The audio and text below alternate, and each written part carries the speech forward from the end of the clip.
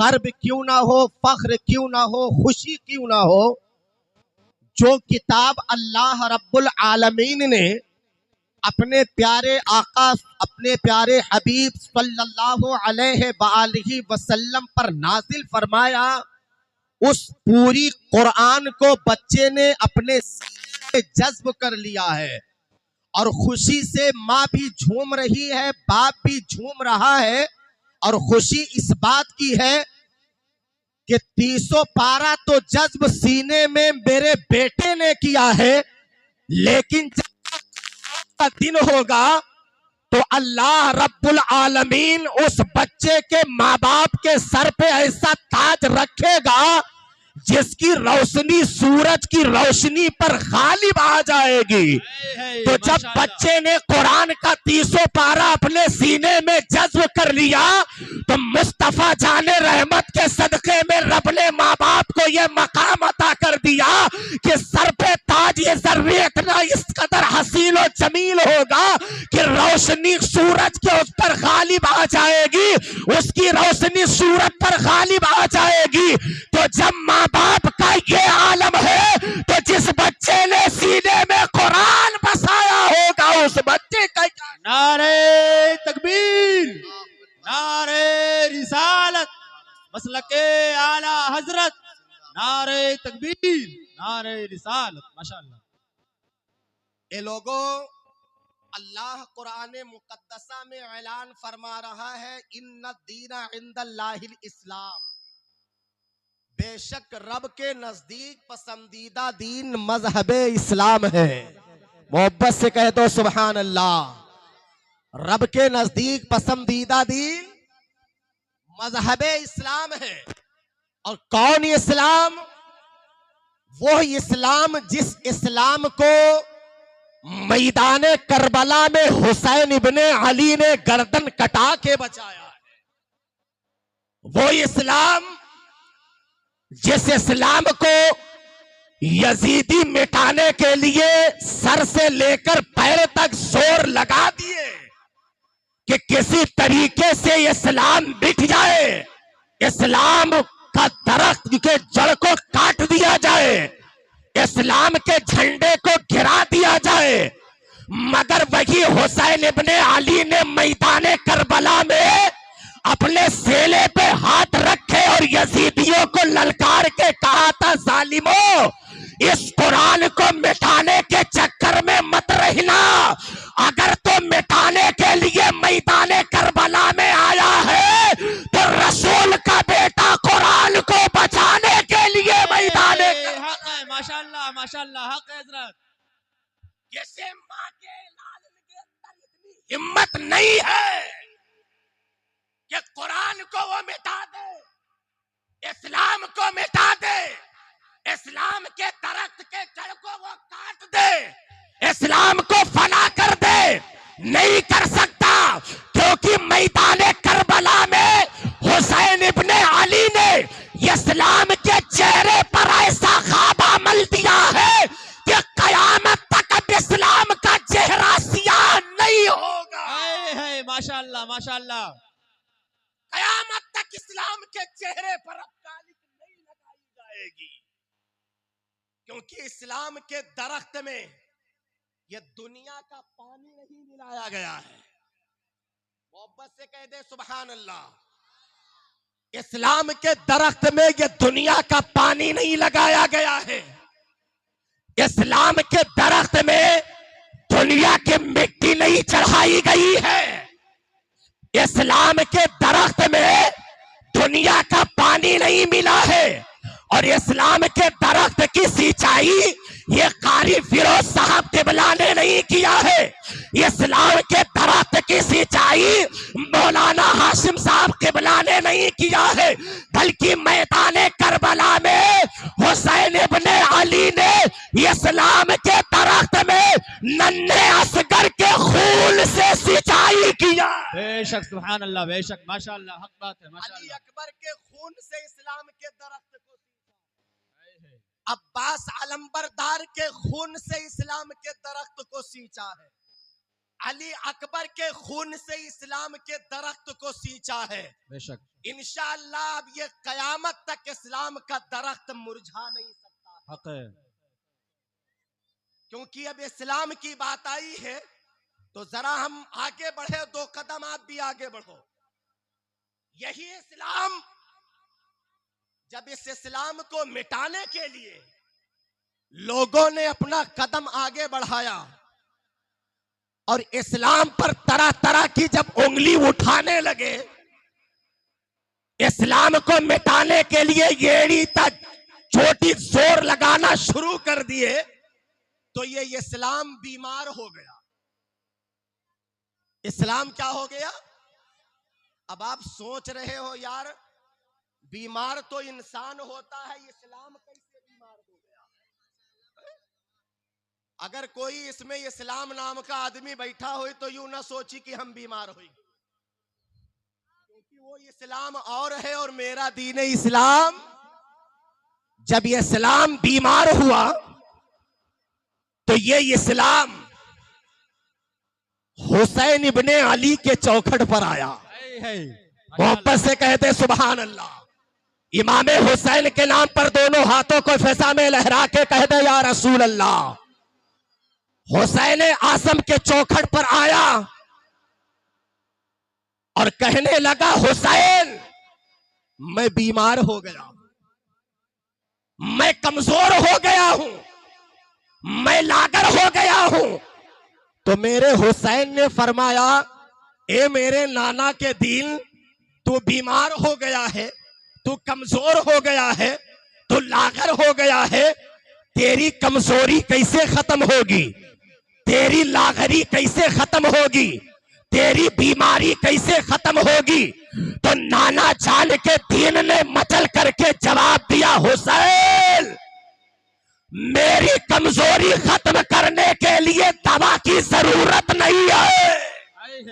मेरी कमजोरी, मेरी लागरी, मेरी नातवानी दूर करने के लिए किसी मेडिकल, किसी दुकान पर जाने की जरूरत नहीं है। तो हुसैन बोले, नाना के दिल, अगर तू कमजोर है तो दवा की भी जरूरत नहीं है, तो फिर किस चीज से शिफा मिलेगी? किस चीज?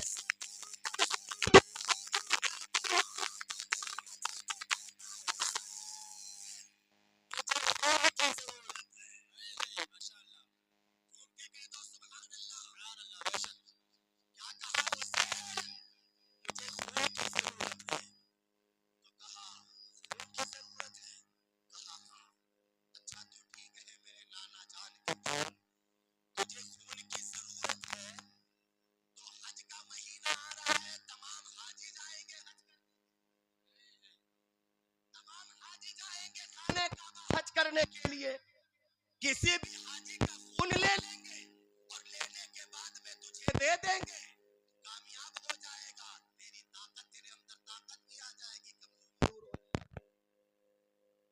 जैसे इतना कहा तो नाना के दिल ने मचल करके कह दिया, हुसैन दूसरे ग्रुप का खून मेरे अंदर नहीं पहुंचना चाहिए, खून वही अंदर जाएगा, कामयाबी उसे में मिलेगी जो मेरे ग्रुप का खून होगा, जो मेरे ग्रुप का खून होगा। हुसैन समझ गए कि मेरे नाना का दिल मेरा भाई है और मेरा भाई आज बीमार हो गया है, उसको किसी दूसरे के खून की जरूरत नहीं है, उसको हुसैन के खून की जरूरत है। माशाअल्लाह माशाअल्लाह, वाह। अली अकबर के खून की जरूरत है, कासिम और अब्बास के खून की जरूरत है। अगर ये खून मिल जाए तो नाना जान का दीन जो कमजोर है उसकी सारी कमजोरी खत्म हो जाए। ये बातें हो गई। हुसैन इब्ने अली रातों रात अपनी बहन सैयदा जैनब के घर पहुंचे। क्या देखा कि मेरी बहन सैयदा जैनब कुरान की तिलावत कर रही है। जी माशाअल्लाह, झूम के कह दो सुभान अल्लाह। सुभान अल्लाह। कौन कुरान की तिलावत कर रही है? उसी कुरान की तिलावत कर रही वही है जिस कुरान को इन बच्चों ने सीने में जज्ब किया है, तो आज उसकी दस्तारें बंद है। माशाअल्लाह माशाअल्लाह। उस कुरान की तिलावत हुसैन की बहन सैयदा ज़ैनब कर रही है। हुसैन इब्ने अली है, जब अपनी बहन को कुरान पढ़ते हुए देखा, अदब के साथ बैठ गए। जब सैयदा ज़ैनब ने कुरान पढ़ करके चूमा, उसे बंद किया, सीने से लगाया, मुड़ करके देखा तो क्या देखा कि मेरा भाई हुसैन आया हुआ है। कहा मेरे भाई क्या बात है? नजर ऊपर उठाकर देखी सैयदा ज़ैनब ने, हुसैन इब्ने अली के आंखों में आंसू है, हुसैन रो रहे हैं। एक बहन जब अपने भाई को रोता हुआ देखेगी, माशाअल्लाह माशाअल्लाह, आंसू आ जाए जी हक है। सैयदा ज़ैनब ने हुसैन इब्ने अली को रोता देखा तो ज़ैनब के आंखों में आंसू आ गए और कहा भाई क्या बात है, क्यों रो रहे हो, रो क्यों रहे हो, इसकी वजह क्या है? दो वजह थी जो बहन ने कह दिया। पहली वजह यह है मेरे भैया तुम रो क्यों रहे हो, और दूसरी वजह यह है कि रात में क्यों आए हुए हो मेरे घर। जोर से बोलो सुभान अल्लाह। यानी अगर आपकी आदत पड़ गई है कि दिन में अपने बहन के घर जाते हो और वापस आ जाते हो, आपकी ये आदत है, कभी कदार अगर 12 बजे रात के अपने बहन के घर पर पहुंच गए तो तुम्हारी बहन चौंक उठेगी, यार मेरा भैया आता था तो दिन में आता था, रात में नहीं आता था, आज रात में आया, तो उसकी वजह क्या है? सैयदा ज़ैनब ने कहा भाई रो क्यों रहे हो, और दूसरी बात यह है रात के वक्त क्यों आए हुए, मामला क्या है? हुसैन इब्ने अली ने सैयदा ज़ैनब, नारे तकबीर, नारे रिसालत, उलमाए अहले सुन्नत, नकीब अहले सुन्नत कारी ज़हार साहब क़िबला, नारे तकबीर, नारे रिसालत। सैयदा ज़ैनब रज़ी अल्लाह तआला अन्हा बोल पड़ी, मेरे भाई मामला क्या है, रो क्यों रहे हो?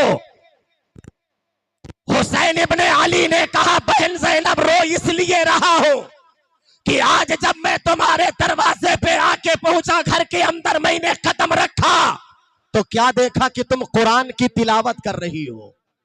झूम के कह दे सुभान अल्लाह। क्या कहा?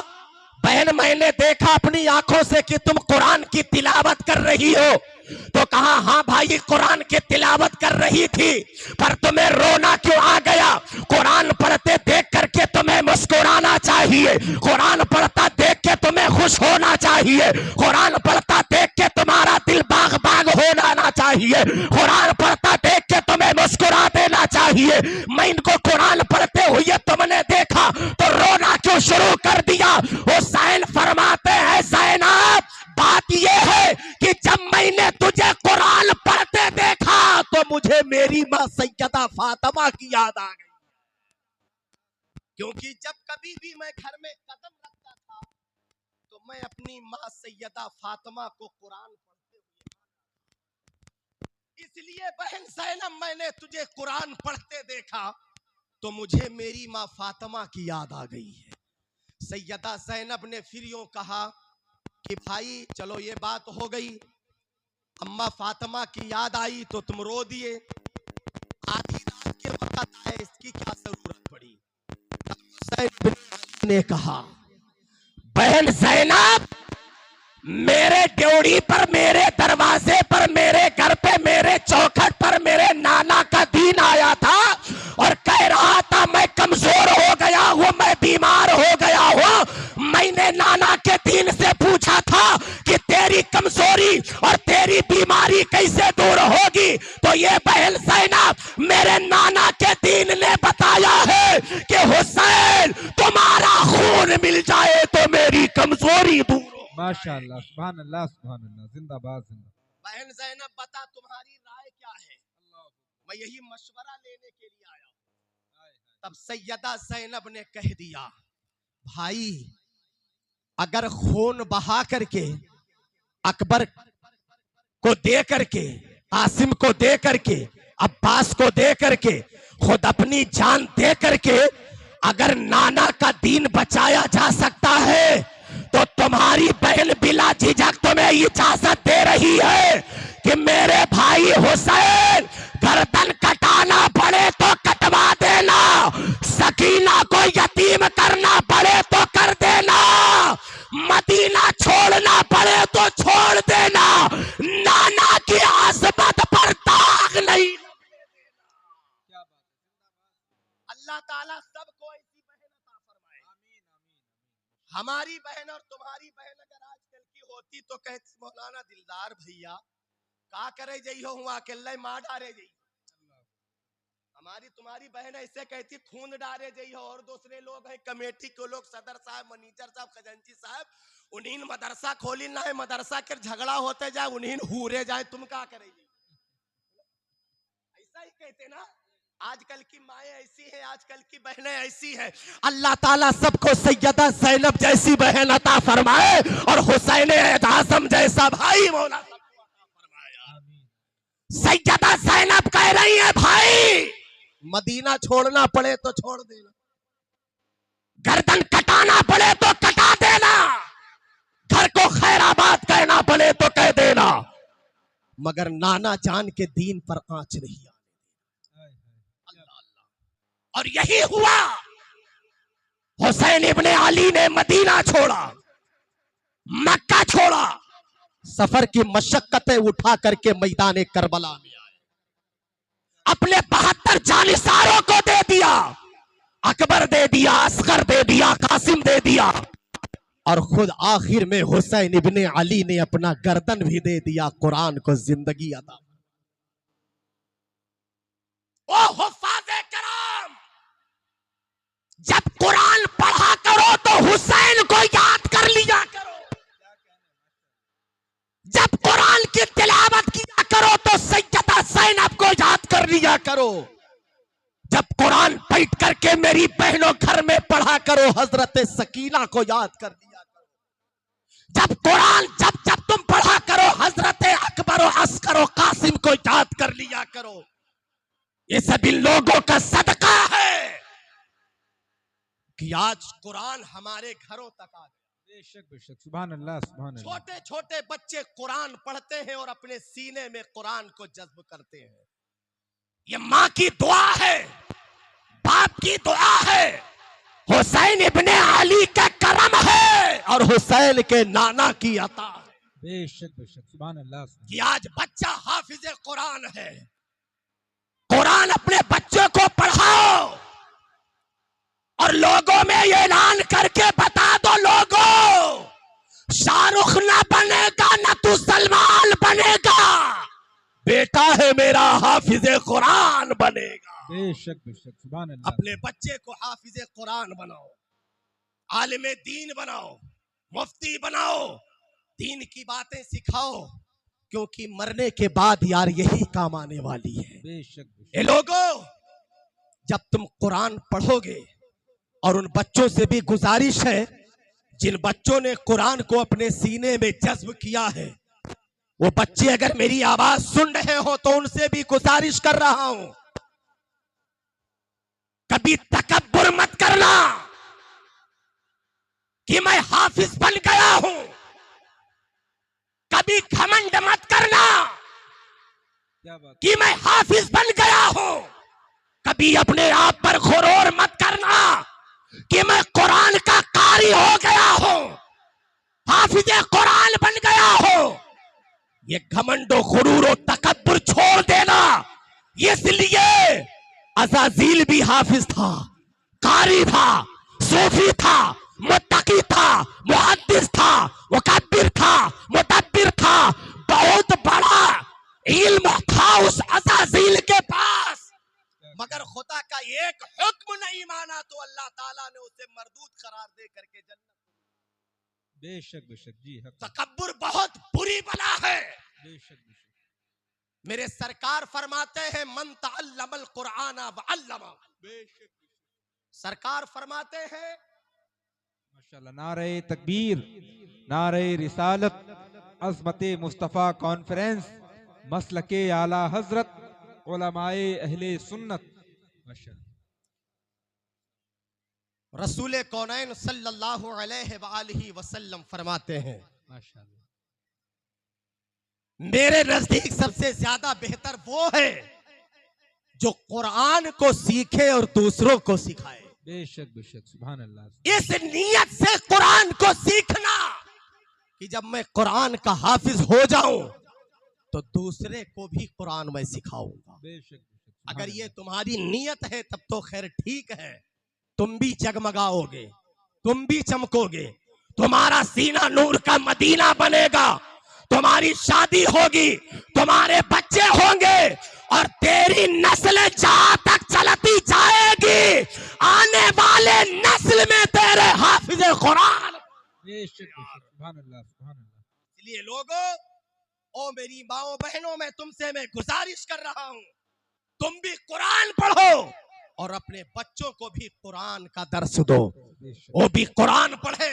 माशाअल्लाह, जिस घर के अंदर कुरान पढ़ने वाले लोग होते हैं और कुरान पढ़ते हैं रोज सुबह, माशाअल्लाह उस घर पर रहमतो नूर की बारिश होती है। बेशक बेशक, सुभान अल्लाह। जब घर के अंदर कोई अल्लाह की बंदी या अल्लाह का बंदा वजू बना के फजर की नमाज अदा करने के बाद थोड़ी देर जिक्र दुरूद करती है या करता है, फिर उसके बाद में कुरान को खोल करके जब घर के अंदर कोई बैठ जाता है या मेरी माएँ बैठ जाती है और कुरान पढ़ना शुरू करती है, तो अल्लाह रब्बुल आलमीन अपने फरिश्तों से कहता है, ओ मेरे नूरी फरिश्तों, जन्नत चले जाओ और जन्नत से एक नूरी चादर ले लो। जब नूरी चादर लेते हैं तो कहते हैं, मेरे मौला ये चादर को लेके जाना कहाँ है? अल्लाह ताला फरमाता है, ओ मेरे नूरी फरिश्तों, ये मुकद्दस चादर ले लो, ये जन्नती चादर ले लो,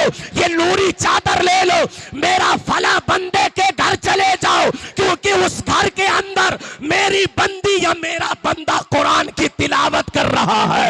ए मेरे मौला, ये चादर को ले गए, अगर कोई कुरान पढ़ रहा है तो फिर हमें करना क्या है? अल्लाह ताला फरमाता है, इस कुरान को लेके उसके घर जाओ, तुम्हें खड़ा नहीं रहना है, बल्कि कुरान जहां पे पढ़ा जा रहा है, चारों फरिश्ते एक एक कोना चादर रहमत का पकड़ लो और उसके सर पे छाया फिगन कर दो। माशाअल्लाह, सुभान अल्लाह सुभान अल्लाह। अल्लाहु अकबर। हम घर के अंदर कुरान पढ़ रहे होते हैं, रहमत की चादर तनी होती है। सुभान अल्लाह। हम कितने अच्छे हैं यार, कितने नेक हैं, कितने निराले हैं कि जब हम कुरान पढ़ते हैं तो अल्लाह रब्बुल आलमीन के वो नूरी फरिश्ते चादर रहमत को हमारे सर पे तान लिया करते हैं। कब तक चादर रहमत तनी होती है? जब तक हम कुरान की तिलावत करते रहते हैं, चादर रहमत तनी होती है। बेशक। अब हमसे बड़ा मर्तबा वाला कौन होगा यार, क्योंकि हमारे सर पे चादर रहमत तनी है। हम नमाज पढ़ने के लिए कदम आगे बढ़ा दे, तब भी हमारे सर पे चादर रहमत तन जाती है। क्या कहना? कुरान पढ़ने के लिए कदम आगे बढ़ा दे या कुरान पढ़ना शुरू कर दे तो हमारे सर पे चादर रहमत फरिश्ते तान लेते हैं। या हम महफिले रसूल के लिए, महफिले रसूल की तरफ अपने कदम को आगे बढ़ा दे, तब भी वो फरिश्ते चादर रहमत हमारे। बेशक बेशक, सुभान अल्लाह सुभान अल्लाह। तो जब जब महफिल में आया करो, ये सोच करके आओ कि रहमतो नूर की बारिश हो रही। बेशक बेशक, सुभान अल्लाह। फरिश्ते चादर रहमत ताने हुए हैं। माशाअल्लाह। अल्लाह के रसूल सल्लल्लाहु अलैहि वसल्लम फरमाते हैं, जब कोई इल्म दीन हासिल करने के लिए अपने कदम को घर से बाहर निकालता है तो फरिश्ते उसके राहों में पर बिछा दिया। बेशक बेशक, सुभान अल्लाह सुभान अल्लाह। उसके राहों में फरिश्ते पर बिछा दिया करते हैं। महफिले रसूल में तुम आए हो, समझ लीजिए इल्म सीखने के लिए आप आए। बेशक बेशक, ये उलमा सिखाने के लिए आए हैं और तुम सीखने के लिए आए हो। ये तुम्हारा मदरसा है और जिस मदरसे के अंदर बच्चों ने कुरान हिफ्ज किया है, उनकी दस्तार होने वाली है। ये बच्चों का बेशक बेशक हक जब इस मदरसे के लिए बच्चे घर से कदम निकालते हैं तो उनके राहों में भी फरिश्ते पर बिछा देते हैं, और आप इस महफिल में आते हो तब भी फरिश्ते पर बिछा देते हैं। इसीलिए हाथ जोड़ के तुमसे गुजारिश कर रहा हो, ये लोगों कभी भी ऐसी पाको साफ महफिल में नापाक क्या बात है, वाह वाह। नापाक मत आना। इसलिए अगर कोई नापाक आदमी चला आया इसी महफिल में तो बताओ जो फरिश्ते पर बिछाते हैं उनको कितनी बड़ी तकलीफ होगी, अल्लाह अकबर। कितनी बड़ी तकलीफ होगी।